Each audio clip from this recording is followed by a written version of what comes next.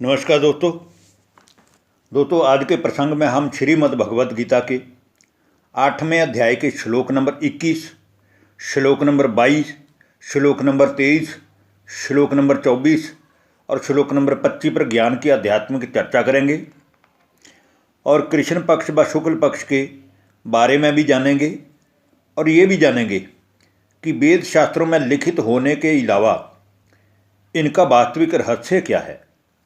आज के 5 श्लोकों में मुख्यतः जो बात कही गई है वो ये है कि परमात्मा ने अपने मूल घर का पता बताने के अलावा ये भी बताया है कि हे अर्जुन, बहुत सारे सनातन धर्मी लोग मुझे प्राप्त करने की इच्छा से मेरी अनन्य भक्ति द्वारा मुझे पाने की इच्छा करते हैं और जन्म मरण की गुह्यता के अलावा मैं तुझे शुक्ल पक्ष और कृष्ण पक्ष के बारे में भी बताता हूँ। अब प्रश्न ये है कि ये कृष्ण पक्ष या शुक्ल पक्ष बनाए किसने? क्या भगवान? जबकि हमें बड़े ही सहज और सरल तरीके से अपना नाम, रूप, देश, काल के बारे में अर्जुन के माध्यम से गीता में सब कुछ सत्य सत्य उजागर कर रहे हैं। तो क्या हमें ये जानने की ज़रूरत है कि कृष्ण पक्ष को या शुक्ल पक्ष को जानें? इसके लिए हम सांसारिक रीति से जो विद्वानों ने लिखा है या कहा है उस पर बात करते हैं, क्योंकि भारत देश विभिन्न विभिन्न वर्ग के लोगों का व सभी धर्म के लोगों का सम्मान करने वाला विश्व में एकमात्र ऐसा देश है जहाँ स्वयं गीता के भगवान अवतरित होकर पतित सृष्टि को पावन अथवा दुखी मनुष्यों को सुखी बनाने का अनमोल ज्ञान देते हैं। इसलिए भारत में वैसे भी साल में जितने दिन हैं उतने ही शायद त्यौहार भी मनाए जाते हैं, क्योंकि अलग अलग धर्मों के रीति रस्मों की अलग अलग तिथि तारीख होती हैं। इसलिए ये कहना गलत नहीं है कि भारत ही सभी देशों का विश्व गुरु है। हमारे विद्वानों व पंडितों के अनुसार पंचांग दैनिक व मासिक होता है।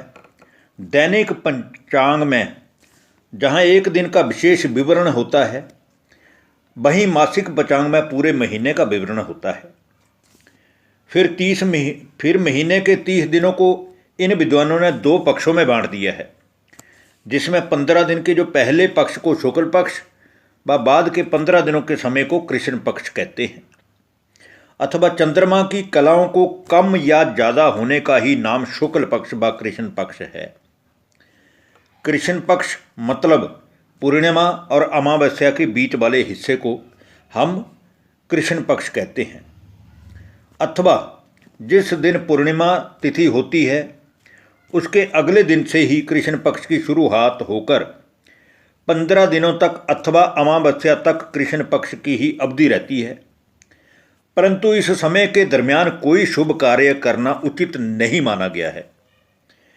माना जाता है क्योंकि इन दिनों में चंद्रमा की कलाएं घटती हैं, जिस कारण चंद्रमा का आकार छोटा होता जाता है। और अमावस्या व पूर्णिमा के बीच वाले भाग को शुक्ल पक्ष कहते हैं, क्योंकि अमावस्या के बाद के अगले ही दिन से चंद्रमा का आकार बढ़ने लगता है और अंधेरी रातें रोशनी में तब्दील होने लगती हैं। और पूर्णिमा के दिन तो चांद बहुत बड़ा अर्थात अपने संपूर्ण आकार में होता है, तब चहुं ओर सृष्टि पर रोशनी ही रोशनी हो जाती है। यही कारण है कि कोई भी शुभ कार्य करना हो तो शुक्ल पक्ष में करना ही शुभ माना गया है।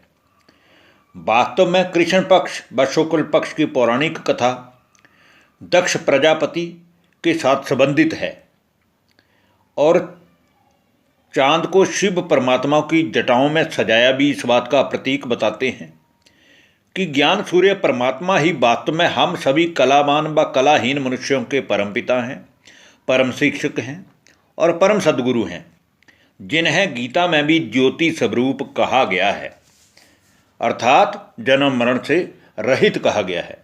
तो आइए दोस्तों, अब हम बात करते हैं श्रीमद् भगवत गीता की 8वें अध्याय की श्लोक नंबर 21 की, जिसमें कहा गया है अव्यक्तो अक्षर इत्युक्त स्तमाहु परमाम गतिम यम प्राप्य न निवर्तन्ते तद्वाम परम मम।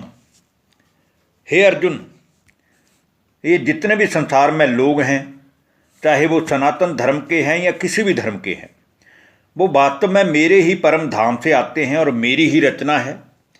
लेकिन मैं व्यक्त में नहीं आता हूँ, अर्थात जन्म मरण में नहीं आता हूँ। इस करके मुझे अव्यक्त अर्थात अव्यक्त अक्षर के नाम से मेरा वर्णन शास्त्रों में किया गया है। अब हम दोस्तों बात करते हैं श्रीमद् भगवत गीता के 8वें अध्याय के श्लोक नंबर 22 की, जिसमें कहा गया है पुरुष स परै पार्थ भक्त्या लभ्यस्त वन्नेया यस्यान तथान शतानि भूतानि येन सर्वमिदं ततम्। हे पार्थ, जिस परमात्मा की ये रचना सारे संसार के मनुष्य हैं और जिस सत्यचित आनंद परमात्मा से ये समस्त जगत परिपूर्ण है, वह सनातन अव्यक्त परम पुरुष परमात्मा अनन्य भक्ति के द्वारा प्राप्त होता है। इसलिए कितने ही ज्ञानी जन योगी जन मेरी अनन्य भक्ति के द्वारा मुझे प्राप्त करने की चेष्टा करते हैं। अब हम दोस्तों बात करते हैं श्रीमद् भगवत गीता के अध्याय 8 के श्लोक नंबर 23 की, जिसमें कहा गया है यत्र काले त्वनावृत्ति मावृत्तिम चैव योगिने प्रयाता यान्ति तम कालम बक्ष्यामि भर्तृषभ। हे अर्जुन, जिस काल में शरीर को छोड़कर संसार के लोग या योगी जन वापिस जाते हैं, उसके बाद उनकी जो गति होती है, उन दोनों मनुष्यों की, योगियों की भी और जो विषय विकारों में बरतने वाले हैं, उन दोनों की जो गति है, उन दोनों मार्गों को मैं कहूँगा।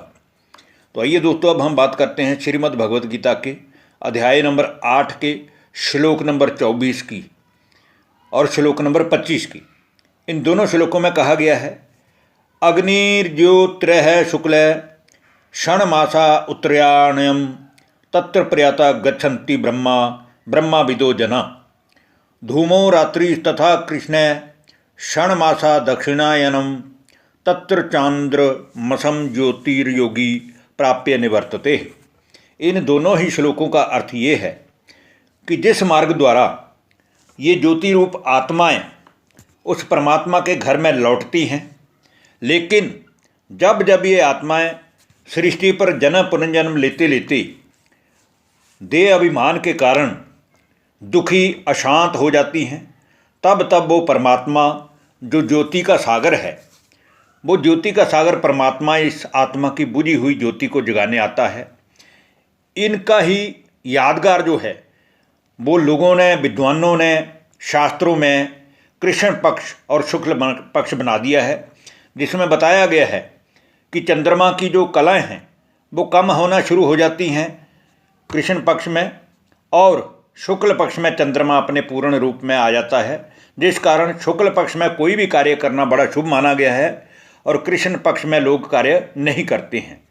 इसलिए ये जो भी श्रीमद् भगवत गीता के ज्ञान की बातें हैं, इनको समझने के लिए पहले तो हमें इसका मर्म समझना पड़ेगा कि भगवान के विरुद्ध जो बातें गीता के शास्त्र में जा रही हैं इन श्लोकों में, वो वास्तव में भगवान की कही हुई बातें नहीं हैं, बल्कि वो विद्वानों ने बाद में अपनी एडिशन की है। इसलिए हमें भगवान की बातों को अमल में ला करके भगवान जो कह रहे हैं कि मुझे याद करने का तरीका क्या है, हमें उस पर ध्यान देना है। धन्यवाद। नमस्कार दोस्तों।